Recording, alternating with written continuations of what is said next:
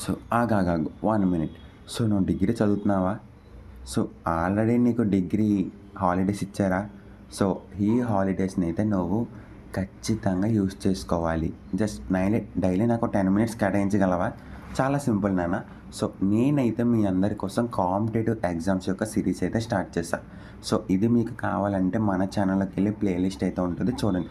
Just ఏమి కాదు. Just మీకు సింపుల్ లాంగ్వేజ్‌లో ఎక్స్‌ప్లెయిన్ చేస్తున్నా.